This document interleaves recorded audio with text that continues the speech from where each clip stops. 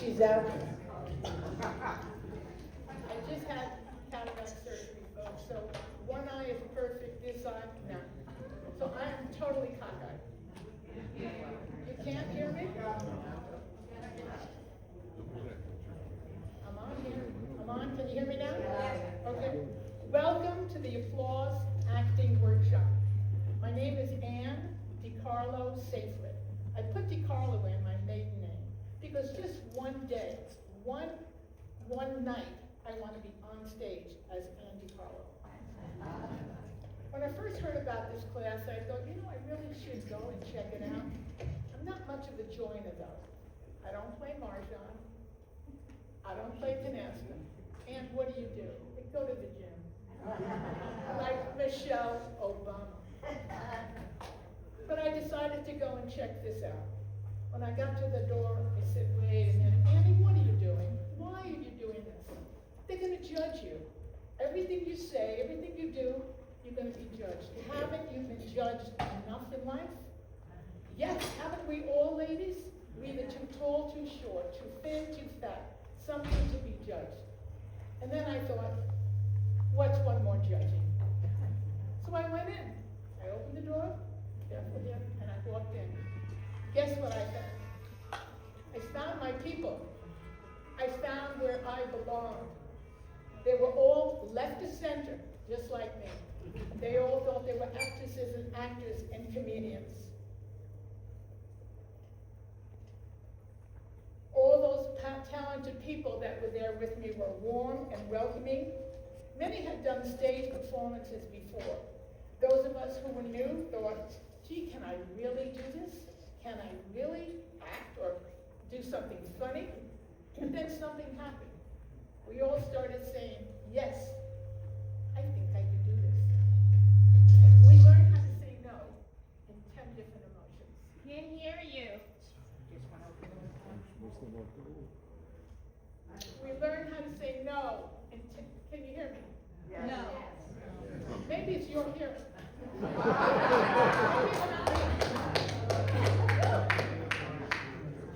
We learned how to say no in 10 different emotions. I'll show you.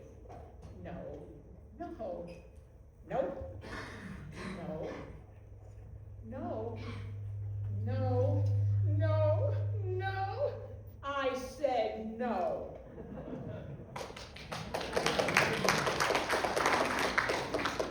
We use funny accents like, hey, you talking to me? You talking to me? Forget about it. Forget about it. We tried all different accents. Somewhere between forgetting our lines, which we did, and laughing so hard, we stopped being neighbors. We did. We became friends. We became an ensemble. We cheered for each other. We encouraged each other.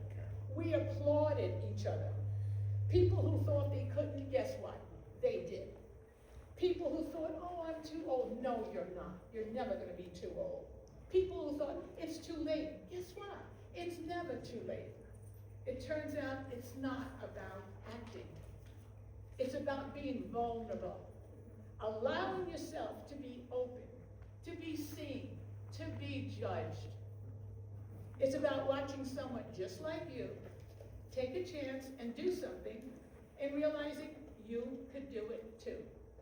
So this afternoon isn't just a showcase, it's an invitation to courage that doesn't retire, to imagination that does not age, to the possibility you might still have a little fire left in you and just enough nerve to use it. So sit back and enjoy the show. We really worked hard for this. Some of it is going to make you laugh for sure. Some of it may bring a tear to your eye. But all of it celebrates what living in Bellaggio can mean. Continuing to grow, continuing to experience, and above all, just have fun. Welcome to the Applause Acting Showcase.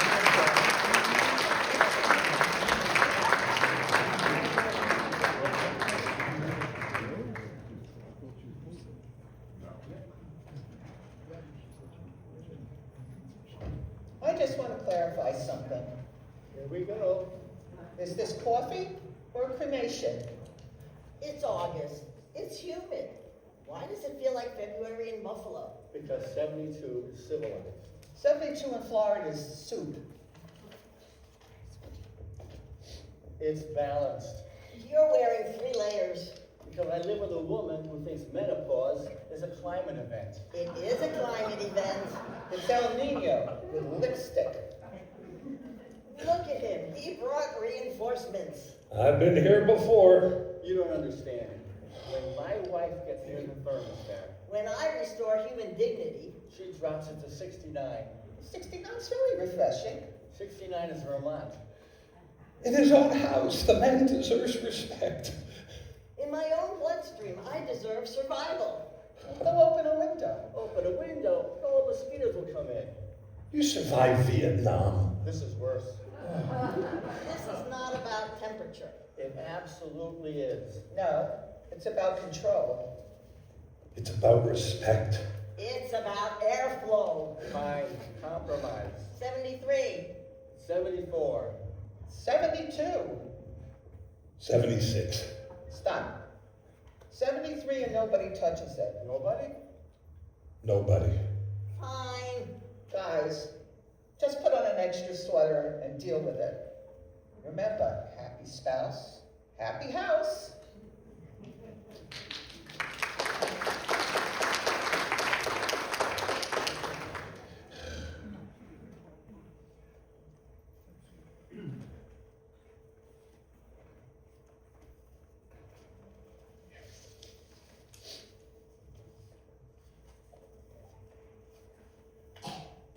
I always say, I am act.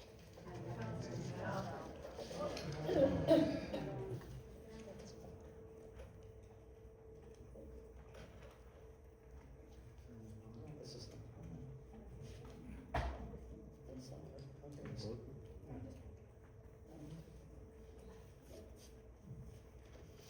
I always say, I am act.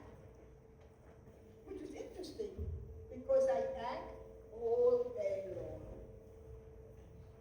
I am interested. I am patient. I act like I just forgot why I walked into a room. Oh, I'm sorry. Better now? Yes. Good, sorry. I'm new at this.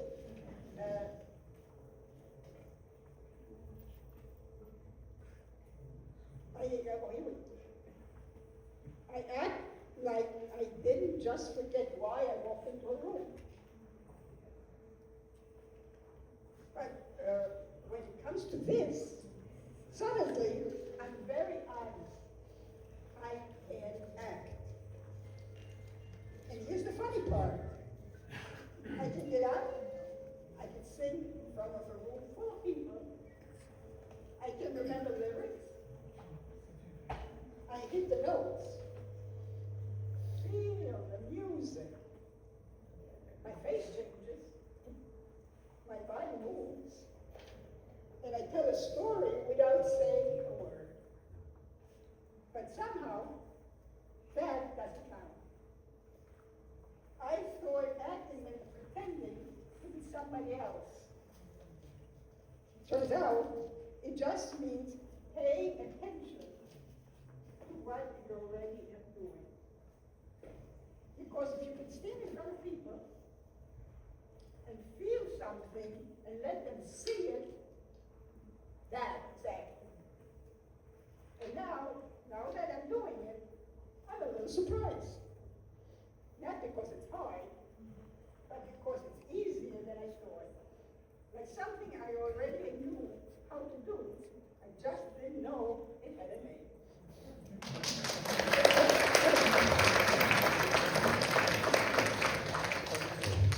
I was watching her today. You know that look? Oh my God, what have I done? Look. Standing there, holding the paper a little too tight, smiling like she's gonna bolt any second. And I thought, oh, I remember that.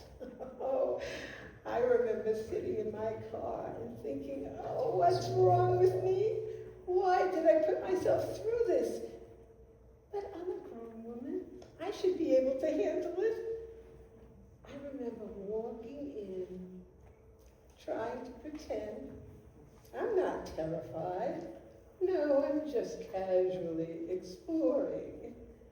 And then somebody said, okay, you're up. Oh my mouth went dry. My heart started beating in places I didn't even know I had a pulse. And I thought, everyone can see this. Well, maybe they couldn't. But here's what I didn't know then. Those people in that room, they weren't judging me. They were remembering themselves. That's the secret. When someone new comes up and their voice shakes a little and they look real scared, we don't think, oh no. We think, good for her. Because we remember.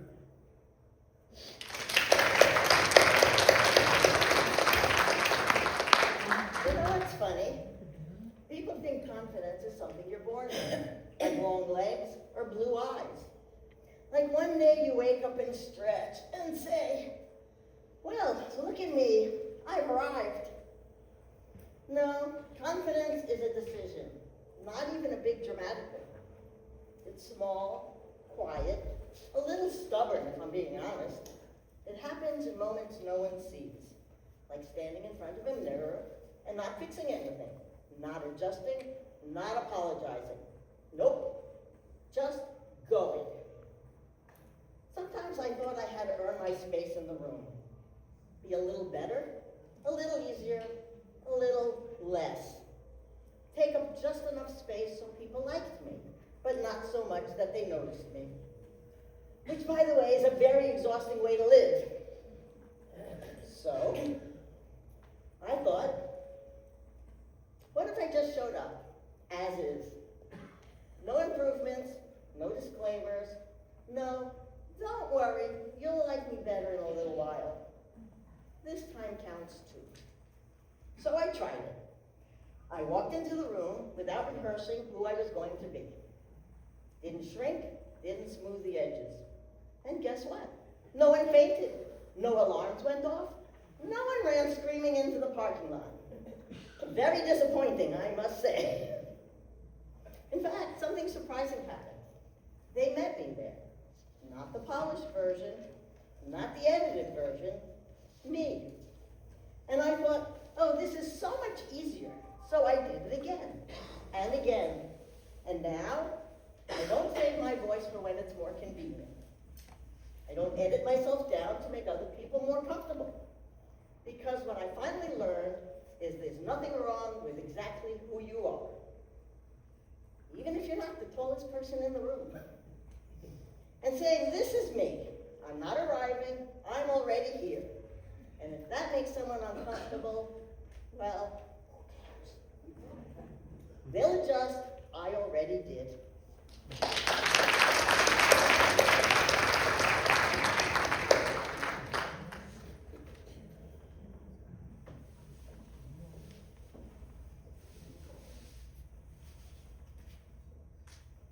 You look different. I moisturize. No, no, no. You're glowing. I'm engaged. What? To who? Harvey. Harvey? With the orthopedic shoes? With the custom orthopedic shoes. I need details. He's kind, he listens, he doesn't interrupt. He also has excellent blood work. That's so sexy. So, you're really gonna go through with this, huh? What? We've already compared blood work. What's next? Have you discussed everything? Define everything. Oh, you know. Oh, that. Oh, yeah.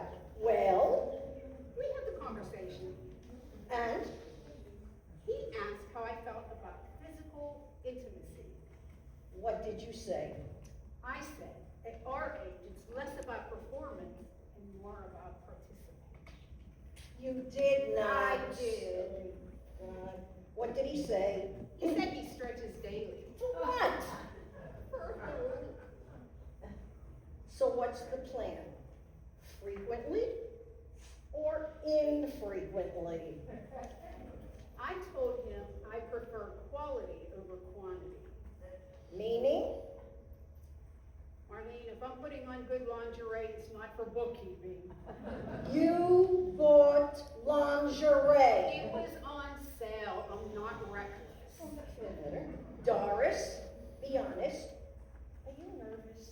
Of course I'm nervous, but listen, at this stage, we've earned this. Earn what? To still want to be wanted. And if he can't keep up, And I rehydrate. And we revisit the topic.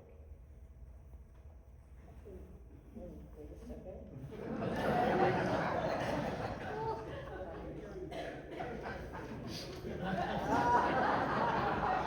I missed that. Rehydrate. I missed that. Rehydrate. Oh, wait, that's the one. Yes, I'm outrageous. No, I'm 78. You wanna know when the wedding is? Thank you, I do. So when's the wedding? Saturday.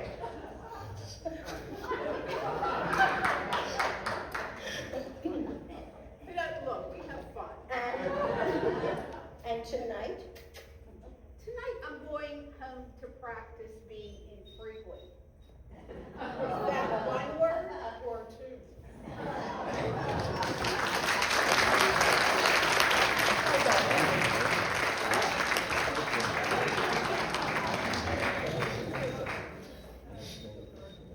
So glad you had a good laugh.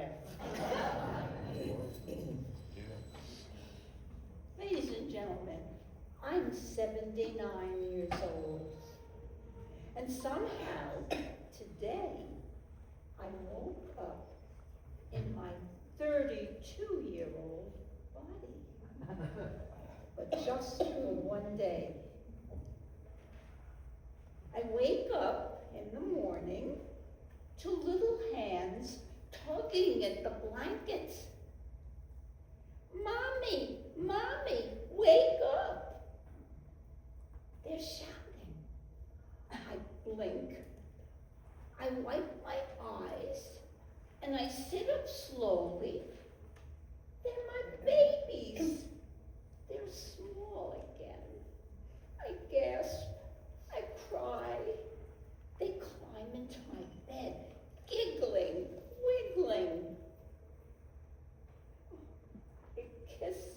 I kiss their keppies. I kiss their messy hair. I used to rush through the mornings, but not today. I pull them close. I hug them tight. This time, I soak up every second. I go into the bathroom, and I catch my reflection in the mirror. No deep lines, no gray hair, my younger face. Oh, I used to think I looked old at 41. What a silly thought. I stare for a moment and I think, oh, you are so beautiful.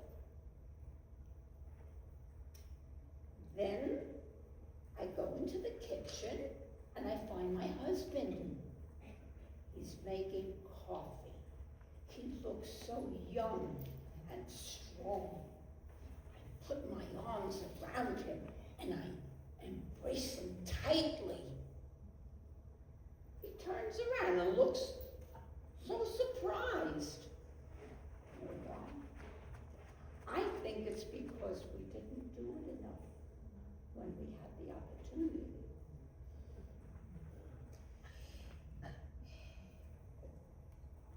We talk about little things, but they're important today.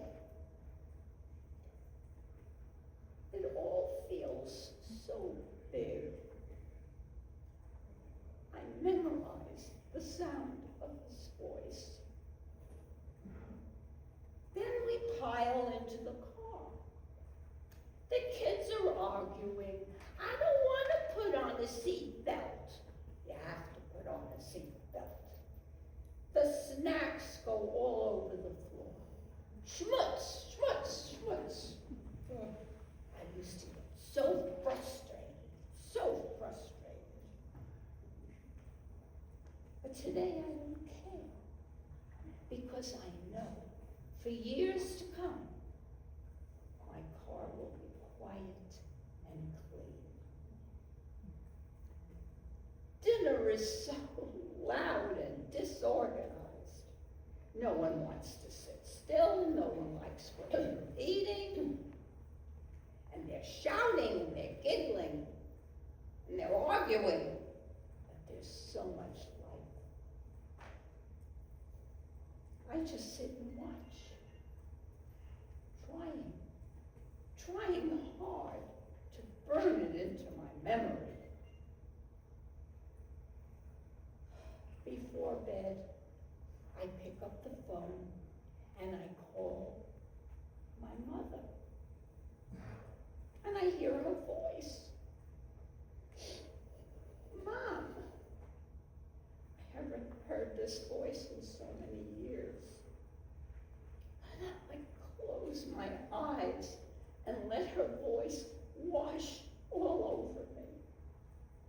I tell her I love her. I love her. I tell her over and over again. I don't leave anything unsaid.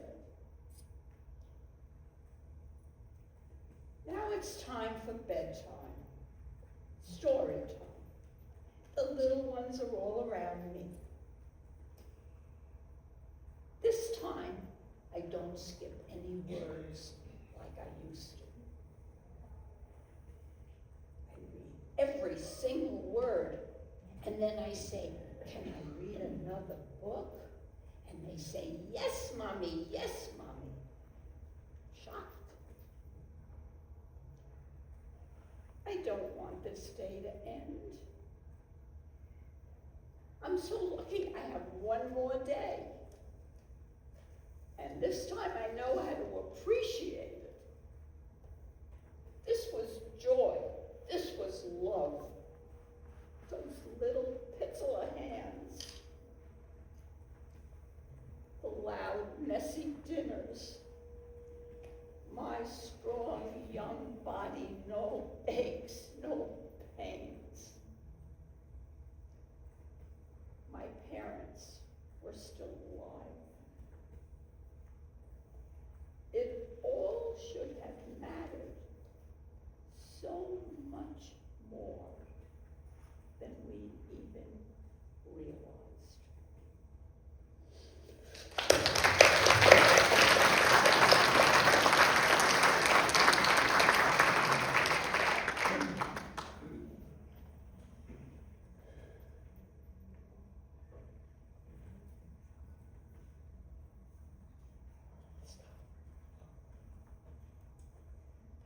I always say we're just snowbirds, like that makes it casual, like we're visiting.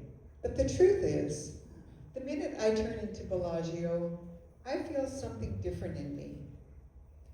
Up north, I'm capable, responsible, organized. I run a tight ship. I have schedules, appointments, lists on top of lists. I love my life, I do. But here I get to see another side of myself, and I didn't expect this class to become such a big part of that. I came the first time because someone said, you'll love it. I thought, all right, I'll try it. I'll sit in the back. If it's silly, I'll smile politely. Well, it turned out to be exactly what I needed. Not silly in a foolish way, silly in a freeing way. I exercise in the pool, I walk every morning, I do all the right things, but this class is something else. I walk in and suddenly I'm somebody's wife, I'm somebody's mother. I'm happy, I'm angry, I'm sad, I'm surprised, laughing, trying something new, sometimes getting it right, sometimes not, and nobody cares. If you stumble over a word or forget what comes next, we clap for each other anyway. There's something about being in a room with people our age who are hearing ourselves in new ways. I love the pool. I love the sunshine. I love the dinners and the music nights.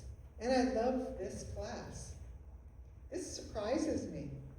It makes me feel awake. It shows me all the different ways I can express myself. I love going north, but I look forward to returning to Bellaggio, where I continue to discover all the variations that are me, and that I have yet to find.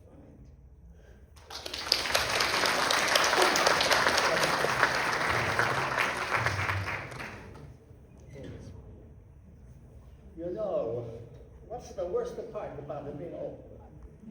Some things you can do, like when you were a younger man. Every year I planted tomatoes, wonderful tomatoes, San Marzano tomatoes, big and juicy, fiery red like a Sinatra. My wife, she rests in peace.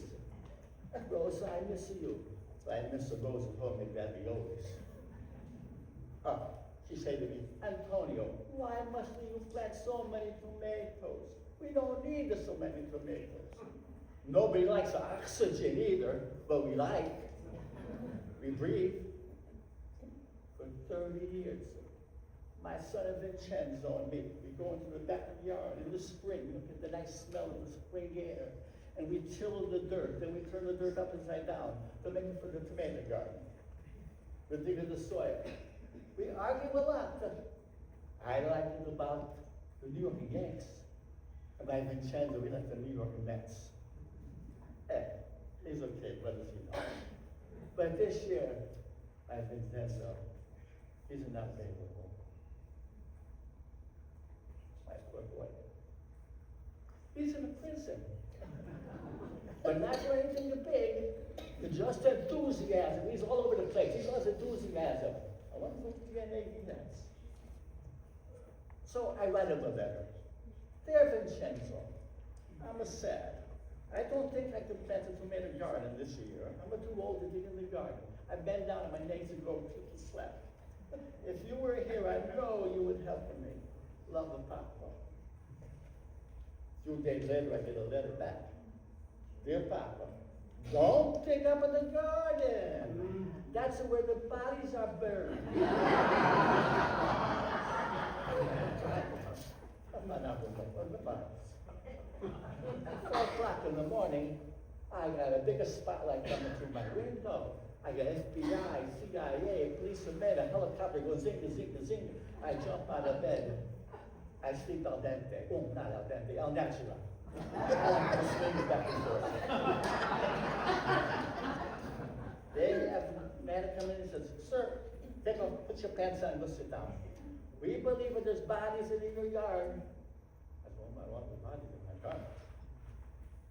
They come back a little later. I'm sorry, sir. There are no bodies there.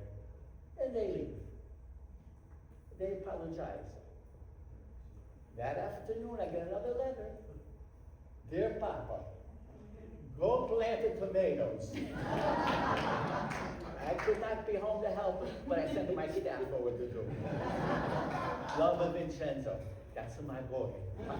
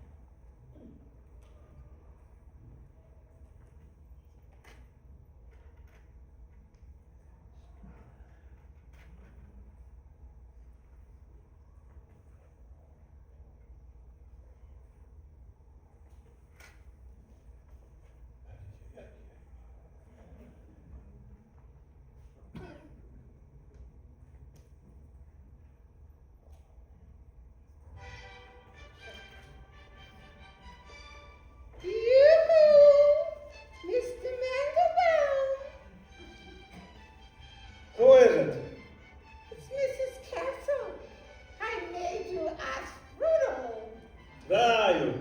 In 1B, downstairs. Where? Down here in my apartment. Turn off the hi-fi, please. I'm talking through the register on your floor. $3,000 to get a hi-fi and install it, and she calls it a hi-fi. It's okay, I'll come up. I'm not dressed. Oh, neither am I. This is already too much information. Come up, come up. Oh, good morning. Good afternoon. Morning, afternoon, they all run together. I brought you a strudel. I see. You like strudel? I don't know. You never had a strudel? Maybe once at the bar mitzvah. I don't know. Hey, this is a nice place you have here. I think I like what you've done, but not so much. But don't worry. Don't worry, we'll fix it. I'm so sorry. I can only stay an hour. You gonna cut me a piece of the cake? Oh, sure. We got a knife.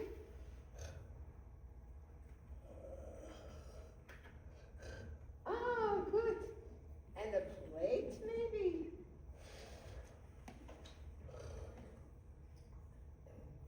And so, where are your forks? In the drawer. Which drawer? The drawer with the forks. This is napkin. Congratulations. Oh, a fork! Your fork and your knife. They should be together, next to that dishwasher. I'm the dishwasher. That explains everything. I don't see you at temple. I don't go. Oh, shame on you. So, what about your wife? She don't go either. She's dead. Oh, so you have children? They come to visit? No. No, you don't have children? Or no, they don't come? One. He doesn't come. He doesn't come. Shame on him. What kind of son doesn't come to visit He sends his it. father? He sends emails. Emails. Apparently, I'm easier to visit online. What are you doing? I'm improving things. I was fine. No, you were surviving. So, your son, he married Jewish? Of course he married Jewish. What do you think I would bring him up for? To surprise me? So why doesn't he come? People get busy. Oh, busy's no excuse. You make time for people. Otherwise, what is the point? Eat. You're too skinny. I'm not thin. Yes, you're too thin. And your apartment, it needs something. Maybe a woman's touch. I had a woman's touch. So now you need another one. You always this direct? At my age, what am I waiting for? The cake is good. Ah, You can come back. it's strudel. Yeah, whatever it is. You can come back. I'll come tomorrow and I'll fix your kitchen. And don't eat anything because I'm gonna bring you something hot. Morning or afternoon? They come together. Okay.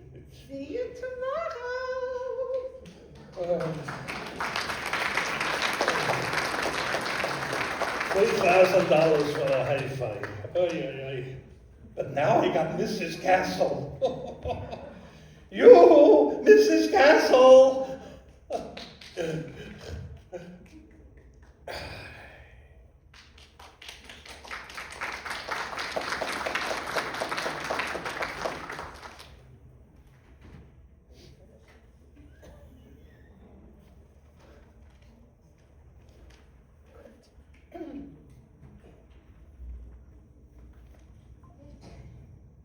I know people thought that I was crazy when I said at my age, I'm becoming an actor. I could see it in their faces. That polite smile we all use when somebody says something questionable or something unusual. You know the one, that fake smile that says, oh, good for you. But here's the thing. After years of worrying about everybody else, raising families, taking care of my patients, I had nothing left to give myself. After I retired, I finally asked myself, what about me? And the answer was really loud. I want to play. Do I remember every line? Absolutely not. Sometimes I walk into a room and I don't remember why I'm there. But something happens when I'm on stage. I step on the stage, it feels like electricity. I feel awake, alive, brave, and not one bit crazy. Though I will say my family still asks, but why now? And I tell them, because I finally can. And because dreams don't come with an expiration date.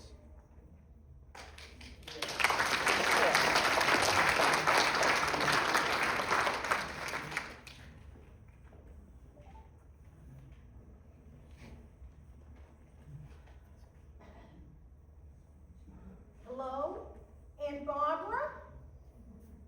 It's Jackie! Jackie! I'm fine! Fine! I'm fine! I have some bad news for you. Dad is not with us anymore. I said Dad has passed away. He passed away. Dad is gone. Dad's dead. He's dead. No, dead. Dad. He's fine. He sends his love.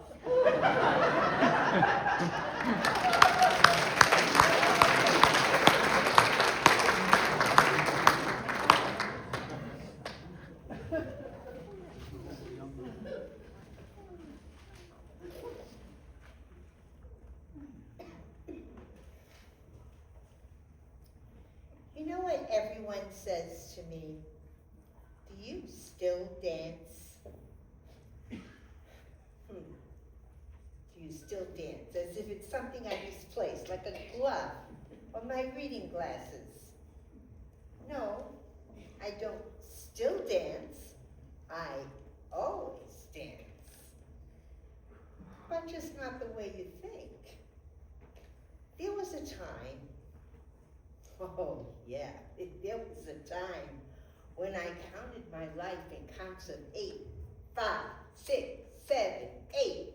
Turn, leap, land, again, and again, and again. Oh, my feet would ache, and my back would scream, and I'd spend my time going right back and doing that whole thing over again. Because for those few minutes on the stage, I was flying. And then, life. You fall in love, you raise a family, you trade carpools for grocery lists, standing ovations for play dates. And then one day, without even looking, you stop being the dancer. At least that's what people think. Because once your body learns how to speak through movement, it never forgets language. It just whispers instead of shouts. Believe me, no one wants to see me attempt a split. And trust me, okay, I don't dance the way I used to. But the music never left me.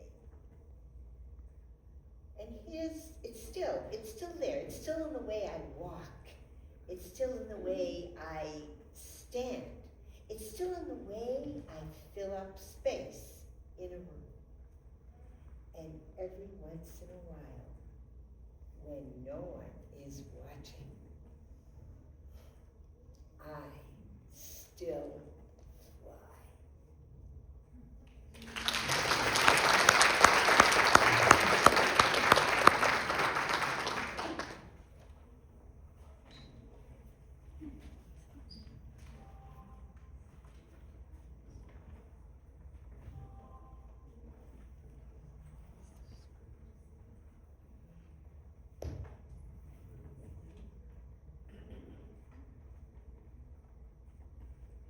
Are you a doctor? Careful, I'm not just a doctor. I'm a brain surgeon. Big difference. What do? I'm an accountant. Oh, that's good. Not exactly brain surgery, is it? Sam, here's your drink. Clyde is a brain surgeon, you know. Yeah, he mentioned it. Oh, Jeff, they keep you late at the Space Center? Always they do. So, Jeff, how do you earn a living? Well, I'm a scientist. I work mainly with rockets. Not a brain surgeon, is it? It's not exactly rocket science, is it?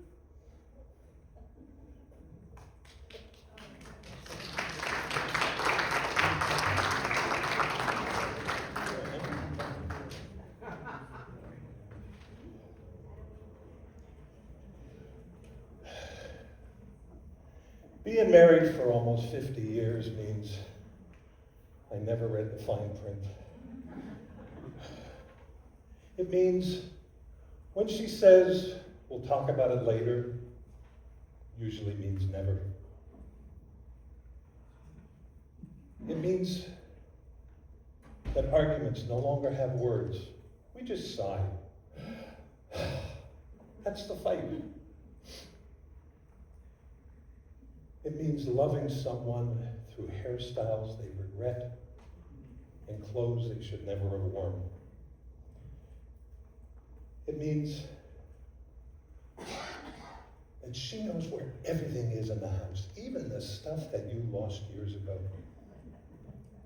It means knowing when to speak and when to go get a glass of water. It means trying to understand if she's really listening to you or if she's just waiting.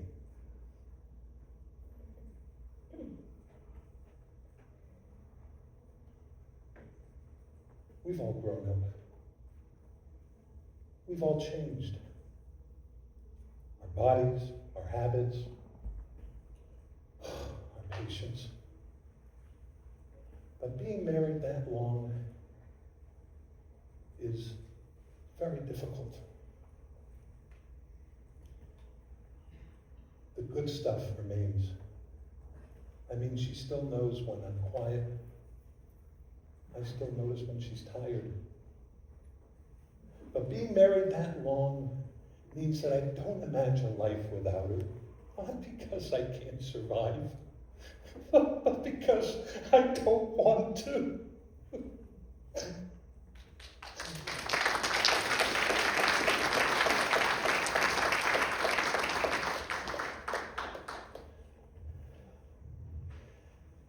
I don't know who first said that women run, but whoever said it clearly never tried to get a table at the early bird cafe at 12:30. Because here's what really happened. Nobody can ever agree on the time. One person says 12, one person says 12:15, another person says, I'll be there after Pilates. And one friend always says, go ahead and order, I'm parking, which means we'll see her around dessert. By the time everyone finally arrives, it's about 2 o'clock. And the funny thing is, we all pretend we're there for lunch, but we're not really there for lunch. Lunch is just the excuse. What we're really there for is the meeting. The unofficial, unscheduled, completely confidential Bellaggio Women's Advisory Board. We cover everything. Who moved? Who sold their house? Who bought a new house? And occasionally, who bought a new house? We solve medical mysteries. We compare grandchildren. You show me a picture of yours and I'll show you 17 of mine. And then someone says the most dangerous words in Bellaggio. Did you hear? Suddenly, every word freezes in my head. Because when someone says, did you hear? Lunch is officially over. Now we're in breaking news territory. But the truth is, what I love most about these lunches isn't the gossip or the stories or even the desserts we swore we would never order. It's the moment when we're all sitting around the table. Because life changes, kids grow up, families move away, and friends scatter all over the country. And somehow, we all end up here, at a table at the Early Bird Cafe. And honestly, there are worse places to grow older than a table full of friends, arguing whether we should ask for separate checks or just split.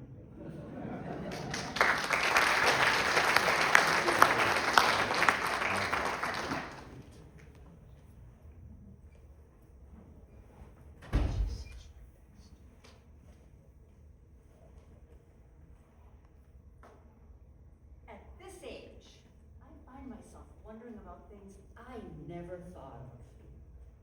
Like feuds. Not the big ones. The small ones. The quiet ones. Not like anything terrible happened. Maybe it's just words, timing, or someone's tone. Suddenly, people cross the street. They change tables. They avoid eye contact like it's contagious. It all looks so exhausting to me. I don't mean we should love everybody. I mean, that's ridiculous. Some people are a lot. But I do wonder, why do we continue to carry things long after they're useful to us? You know, time has a way of shrinking arguments. What once felt enormous now just feels heavy. I don't need closure. I don't need apologies. I used to think that holding on to something meant strength. And now I've realized that holding on means I haven't given myself permission to let it go. And the truth is, life could be a lot simpler than we make it.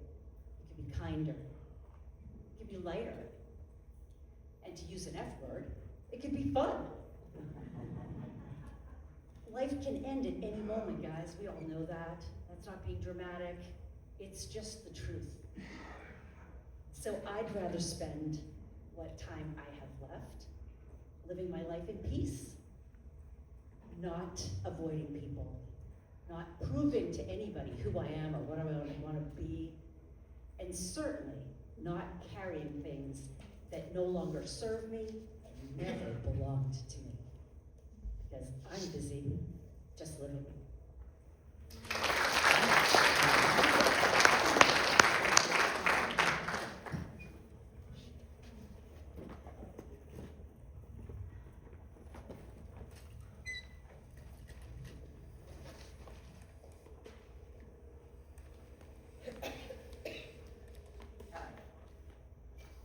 Where am I? There are too many leaves. And then arugula? Is that the one that looks like it gave up? How is that? No, this one looks confident. Maybe it's kale. Kale feels aggressive. Okay, fine. I found lettuce. Why are there 7 different kinds of lettuce? When we were growing up, there was just one thing. Lettuce. You want organic? How do I know what his childhood was like? All right, I have tomatoes. Cherry tomatoes. They're not cherries. That feels dishonest. Where is the milk? Why is it in the back? Is this a strategy to walk past everything I don't need? I just saw a man standing over by the Greek yogurt. I think they were having a fight. We nodded at each other. There's a support group forming over at the frozen foods. No, I am not distracted. I am focused. Why am I holding cookies? That's unrelated. Okay, I'm coming home. Whatever is there, we'll eat it.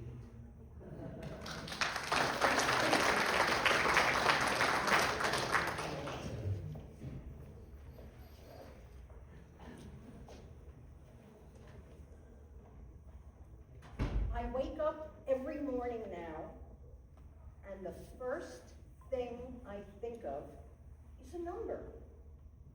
79, soon to be 80. It's the biggest number I've ever been. I don't feel different when I stand up. My feet still hit the floor the same way, but the number just sits there, watching me, like it's waiting for something to happen. At this age, your mind gets busy, not with plans, but with inventory. You start counting what matters. You start wondering, who goes first? If it's me, what happens to him? Who makes the meals? Lines up the pills? Remembers which day is which? These aren't dramatic thoughts. They're practical ones. Love turns into logistics when you're not looking. The other day, just by accident, I happened to find a video. It was my daughter's Sweet 16, 1994. I was young. I didn't know what I was, but I was. My husband was handsome. We were dancing. My friends were there. My kids were there. Everyone I loved was in the same room at the same time. That almost never happens again. I watched myself on that screen and thought, she had no idea how fast it would go. She thought this was just a one-night thing.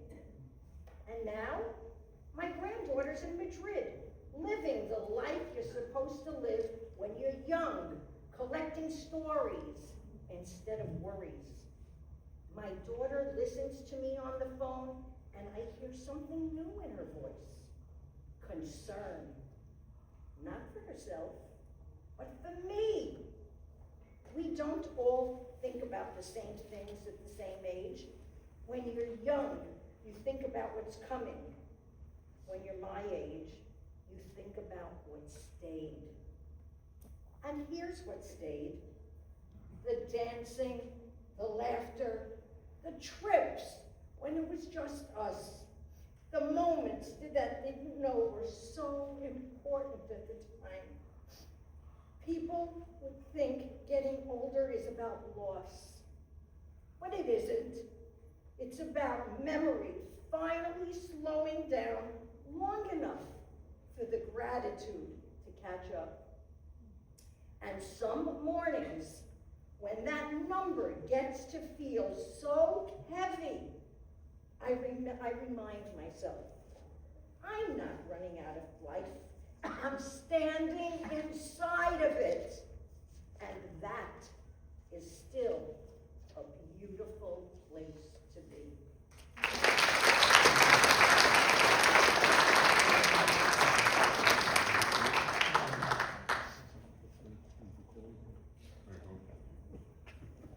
You know, when you make new friends in life, it's an unspoken problem. Can't hear you. Project. Is this on? Okay. When you make new friends later in life, it's an unspoken problem. You're never gonna catch up. Too much time has passed, too much water under the bridge, not enough time in the future. So when I met my new friends, we'd have lunch, they'd ask me innocent questions, like, where are you from? I'm from New York, I would say. New York, you know, where we drink coffee, they give you 4 quarters for $1.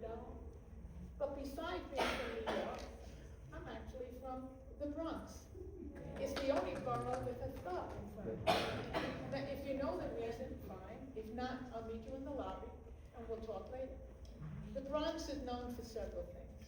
The Bronx Zoo, the Bronx Botanical Garden, Yankee Stadium,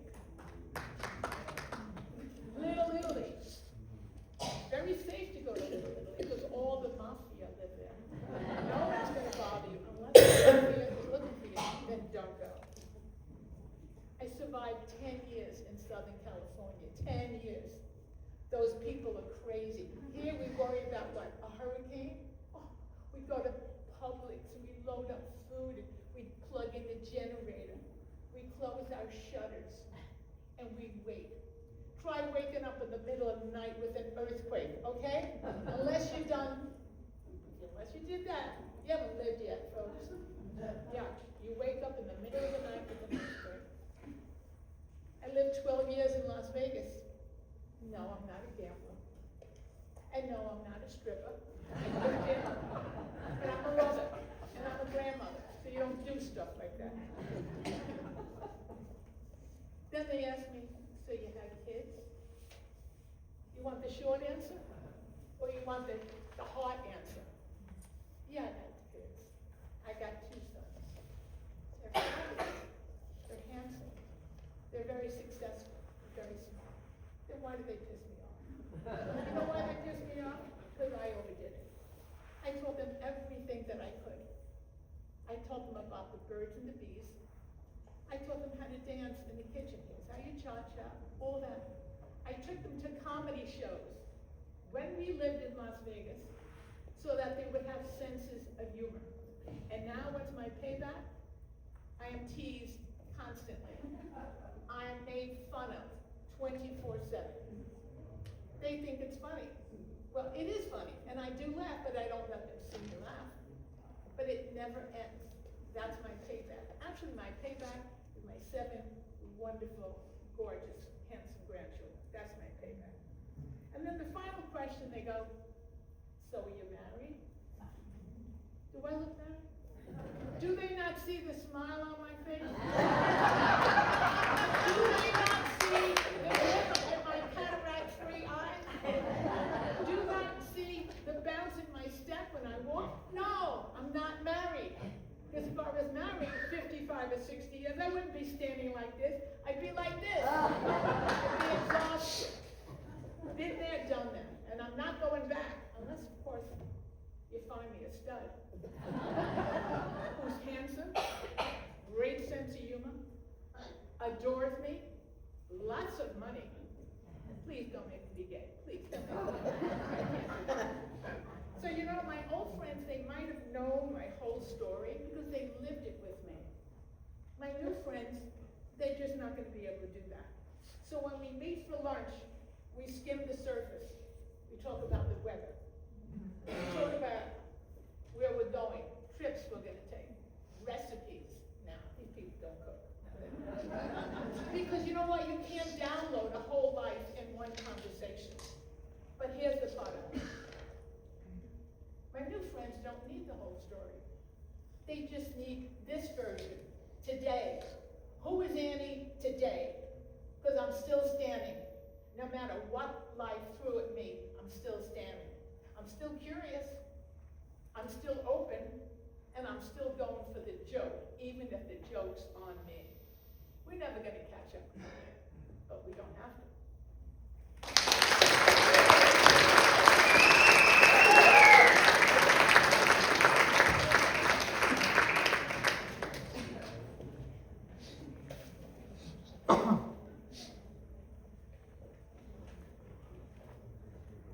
Edna!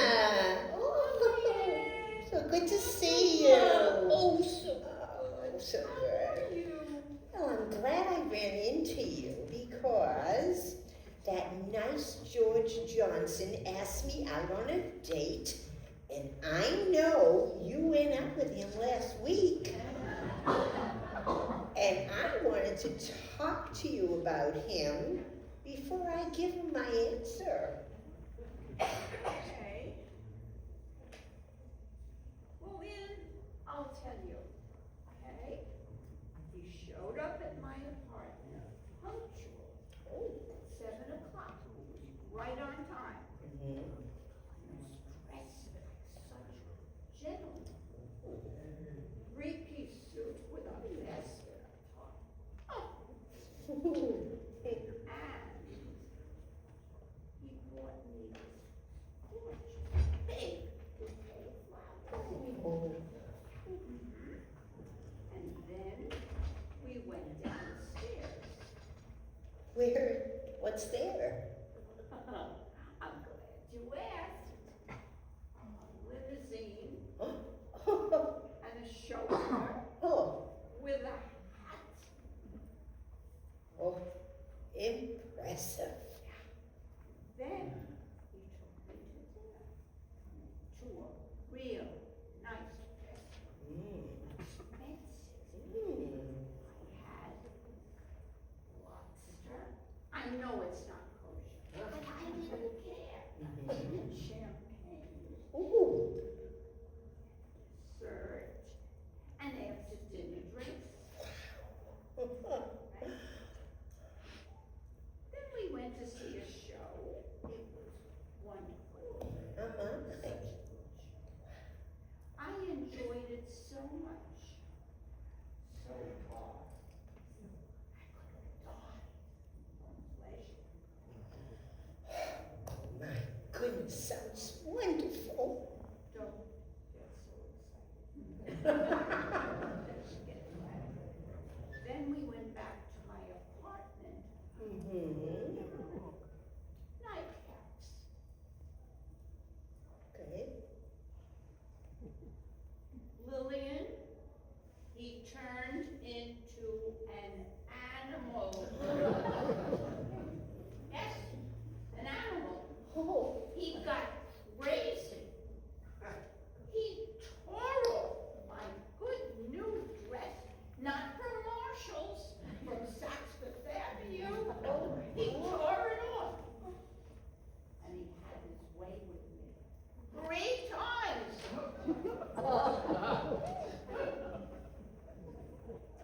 So, oh, you were telling me that I should not go out with him. No, no, Lillian, I'm not telling you that.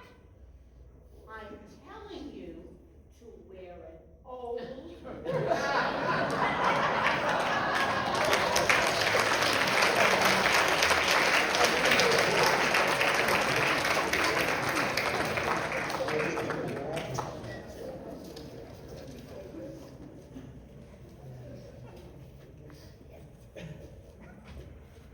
Is this on? I have to level with every one of you. I mean, you came all the way over here. I have to tell you the truth. The first day I walked into acting class, I just want you to know something. I did not come voluntarily on that. My wife sent me, that's the truth. Now, when your wife of 50-something years says that, I think you all know it's not really a suggestion, for God's sake. It's more like a relocation program. So I said, what's wrong with the house? And she said, nothing is wrong with the house. You're wrong with the house. Apparently I hover. I didn't know I hovered. But according to my wife, when she's trying to read, when she's trying to cook, when she's watching television, oh, when she's breathing, for God's sakes, here I am, standing there, commenting, helping, which, by the way, I thought that's what a husband is supposed to do. The other day she was making dinner, and I said, you know what might make that better? And she said, yeah, I know, silence. So she hands me a flyer, acting workshop. I said, acting? I'm not an actor. And she said, oh, please. You've been acting like you know everything for 50 years. I guess that's a fair point. But I got, let me level with you. I have to tell you some things. When I show up to the class, I walk in the door, the people are nice. The chairs are in a circle.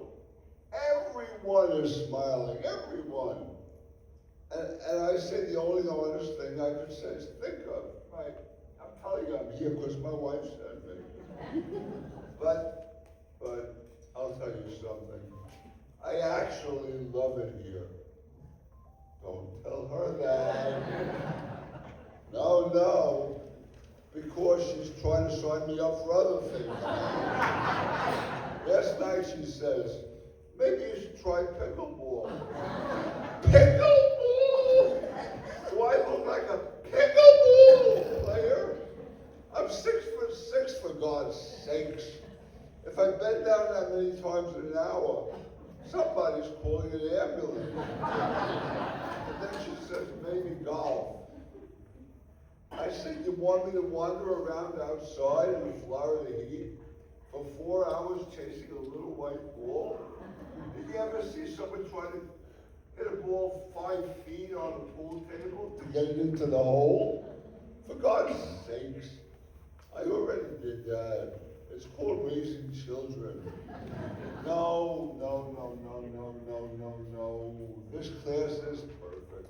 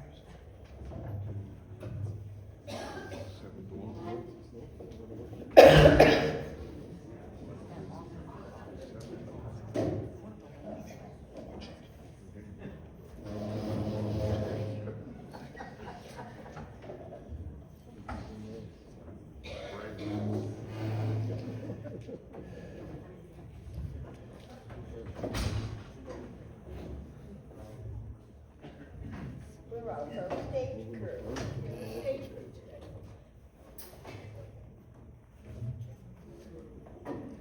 Come on, everyone, if we can get started. All take your seats.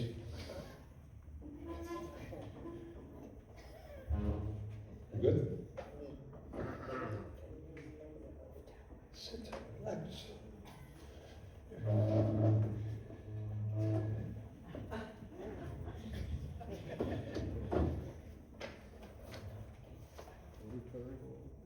All right. In front of you are the specs for the new project that we have been tasked with. I can honestly say it's without a doubt the biggest project we've ever undertaken. We will be engineering, get this, the creation of the universe. Whoa, that's big. And we don't have eternity to do it. Anybody want a slice of my angel food cake? Angel food cake again? Maybe once, just for a change of pace. We could have a bagel, a donut, or dare I say it, a slice of devil's food cake? Don't press your luck.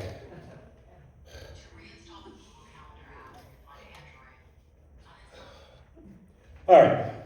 Jerry, do you have the specs for day one? So why don't you kick it off? Day one, right, the beginning. Create the heaven and the earth. Any idea what the heaven and earth are? The only thing it says here is the earth and the heaven will be without form. Without form? How do you engineer something that has no form? What? Look, it looks like we're off to a wonderful start here. Wait till you hear this. Darkness. Darkness? Darkness. Hello, darkness, my old friend. My mic is kicking me in the ass. La la la la la la la la. Hey, will you guys sit down? So darkness will be upon the face of the deep. The deep what? Again, it doesn't say. The face of the deep isn't the only thing around here that's in the dark. So according to specification 3, the Spirit of God will move upon the face of the waters. Whoa. Hold up. Waters? Waters? Did I miss something? I don't remember anyone mentioning anything about waters. This earth thing, whatever it has no form. It's dark, and now there are waters. Who came up with this? Hold on. There's something in here about the darkness thing. Hang on. Like what? Let me make sure I have this right. Yep, it says moving on the face of the waters, God is going to say, God is going to say what? let there be light. That's it? Let there be light? Yes, that's it. Let there be light. And I'm assuming there'll be light. Just like that? Just like that. that should speed things up. Oh, and one more thing. They want us to divide the light from the darkness. I think we can do that. The darkness will be called night, and the light will be called day. Night and day, you are the one. La, la, la, la. For the love of God, will you please sit down? No humor. So now we have some concept of what a day is. Not a clear concept, but a concept anyways. All right, anything else? Nope, that's pretty much it for day one. Okay, let's move on to day 2. Sydney. Day 2. According to these specs, we are to design a firmament in the midst of the waters. Firmament? What's it? What's a firmament? Whatever it is, they want one. I think that they could at least provide a glossary. I'm guessing a firmament is some kind of divide, but I could be wrong. No, you could be right. They want this firmament thing placed in the midst of the waters. So they want this firmament, whatever it is, to divide water from water. It looks that way, but there's more. Wait, The face of the deep is, oh, I'm sorry. The firmament will be called heaven. There we go. That explains heaven. Sort of. And that's it for day 2. Okay, simply enough. Bobby, why don't you run down day 3 for us? Okay, it's day 3. Let's see. It calls for the waters under the heaven to be gathered together unto one place. until, Unto. could they be any more precise?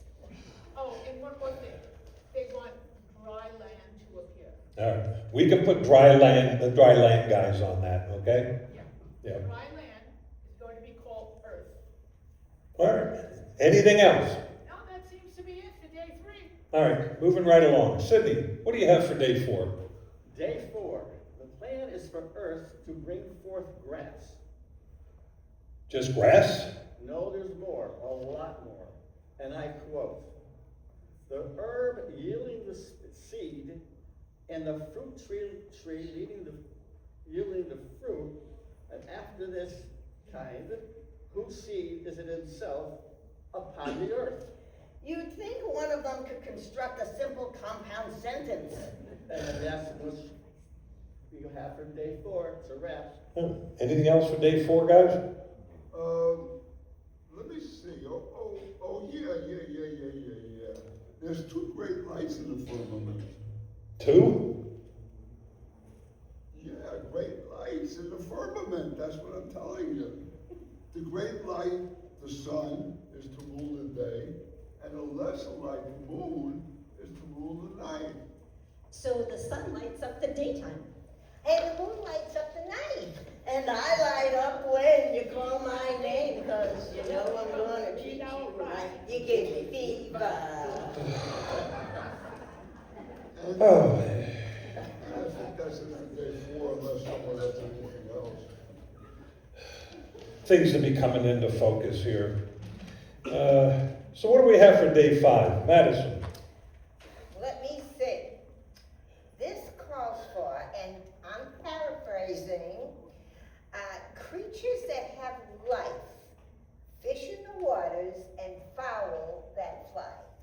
Fish gotta swim, birds gotta fly, la la la la la la la la. Are you guys angels or you're the Supremes? All right. A light day. Okay. Now we're in the home stretch. Day 6.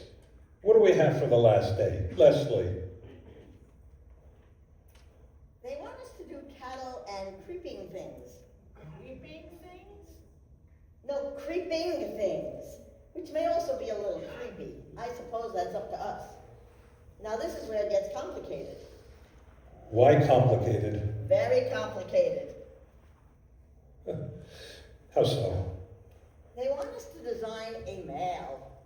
What's a male? Doesn't say.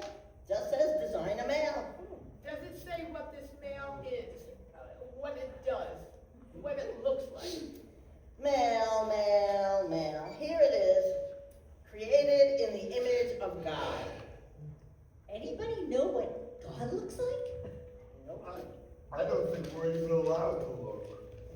How are we supposed to design an image when we don't know what we're imaging?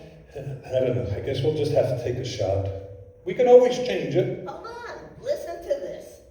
They want us to give this male dominion over the fish of the sea, the fowl of the air, the cattle, and everything else.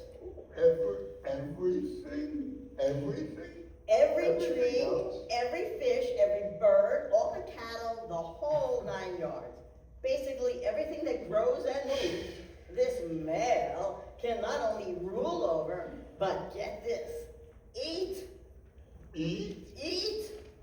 So basically, all this work we're doing and this stuff we're designing is just so this male, whatever it is, can eat it. What's the point? want us to design a second one. We haven't even come up with specs for the first one. I think this one is different somehow. They call it a female. What the heck is a female? What the heck is a male? I'm guessing there's supposed to be some kind of difference between the two. What kind of difference can there be? And they want this male and this female to go forth and multiply. Go forth? And do math? Any suggestions on this multiplying thing? Well, we'll just have to come up with something that'll work for the male and satisfy the female. Good luck with that.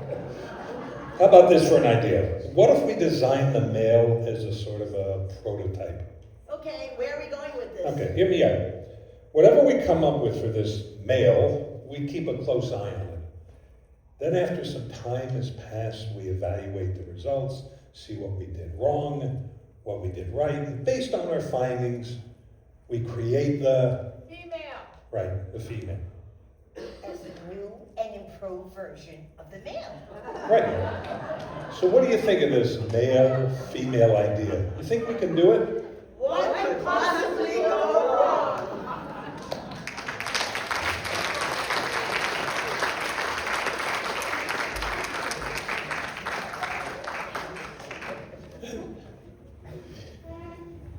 Just back.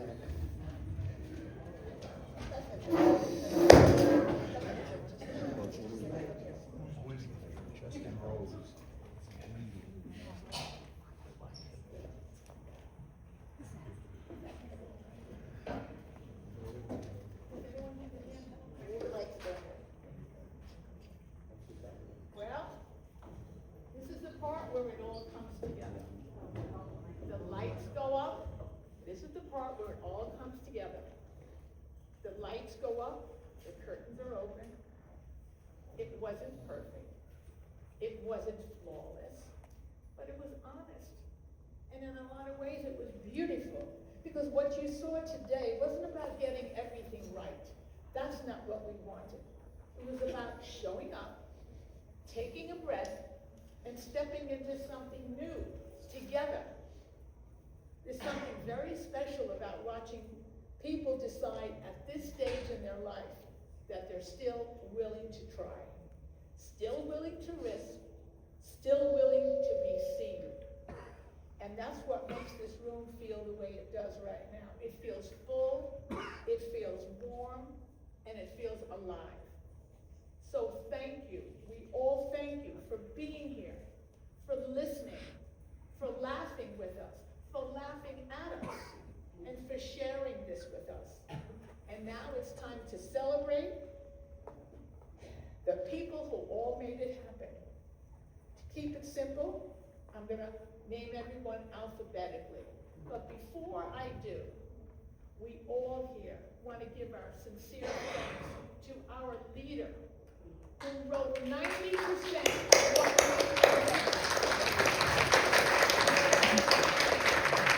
She doesn't sleep at night. She's so talented. To us, she's gold. Oh, by the way, her name is Aggie Gold.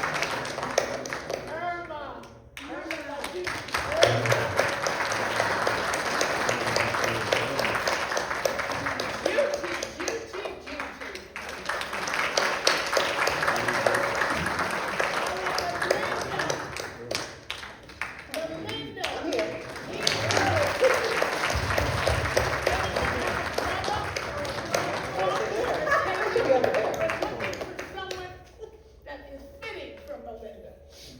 Robin, my dearest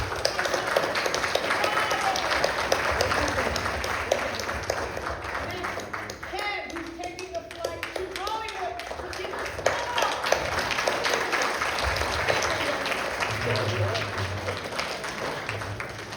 Wayne, who's still looking for the Aurora.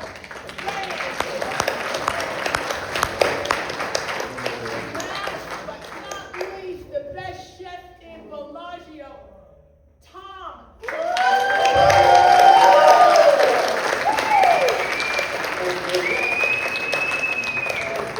From the Bronx, Annie DiCarlo.